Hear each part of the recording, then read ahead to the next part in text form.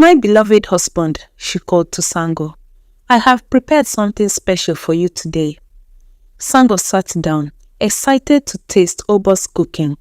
But as he stirred the pepper soup, his hand struck something unusual. Many years ago, in the ancient land of the Yoruba people, where magic flowed like water and gods walked among mortals, lived the mighty Sango. His voice could shake mountains and his anger could split the skies. But even the most powerful men can be moved by love, and Sango had 3 wives who moved his heart in different ways. Oba, the first wife, had been raised from birth to be a queen. Her bearing was regal, her knowledge of palace traditions unmatched. Each morning she would wake before dawn to oversee the palace affairs. Her voice gentle but firm as she directed the servants. The palace must reflect Sango's greatness, she would say, adjusting the elaborate arrangements of fresh flowers and fruits in the great palace. Everything must be perfect. The servants loved Oba for her kindness. Our first queen has hands of gold, they would whisper among themselves. She makes the palace run like a well-oiled drum. Then there was Osun, whose beauty was legendary throughout the land. Her eyes sparkled like a morning dew, and her laugh could make flowers bloom. But it was in the kitchen where her true magic emerged. Cooking is not just about feeding the body, Osun would say to the young kitchen maids. It is about touching the soul. The third wife, Oya, was different from her co-wives. Quick-witted and observant, she moved through the palace like a swift wind, seeing everything but revealing little. While others might overlook her, she was always watching, always learning. Knowledge, she would murmur to herself, is the true source of power.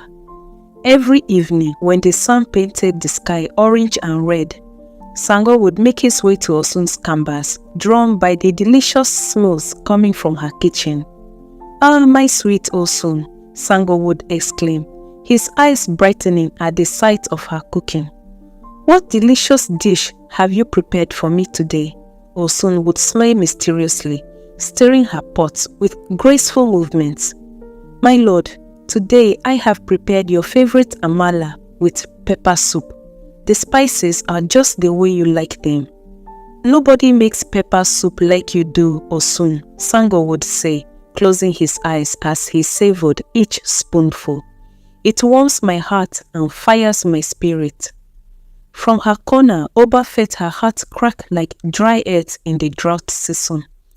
She remembered when Sango's eyes had shone for her that way, in the early days of their marriage. Oya, ever observant, approached her co-wife quietly. "The heart is like a river, Oba," she said softly. "Its course can change with time." "But I am his first wife," Oba whispered, her voice thick with unshed tears. "I have given him everything, my youth, my loyalty, my love. How can he prefer her simple soups to all I offer?" "Be careful," Oya warned. "Jealousy is like poison.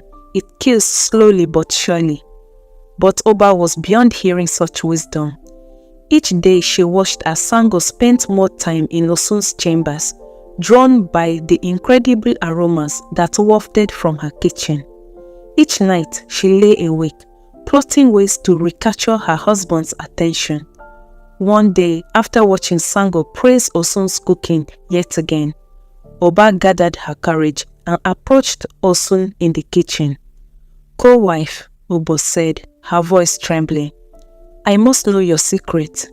How do you make your food so special that our husband cannot resist it?" Osun looked at Oba, a clever glint in her eye. She glanced around to make sure they were alone, then leaned close to whisper.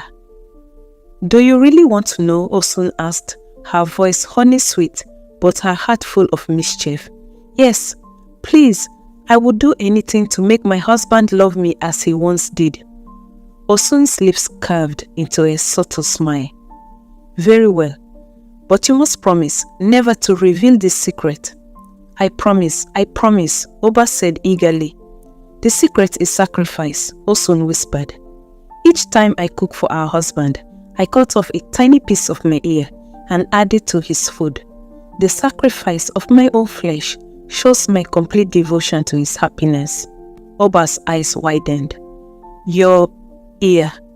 Yes, Osun said, touching her head wrap that cleverly covered her ears.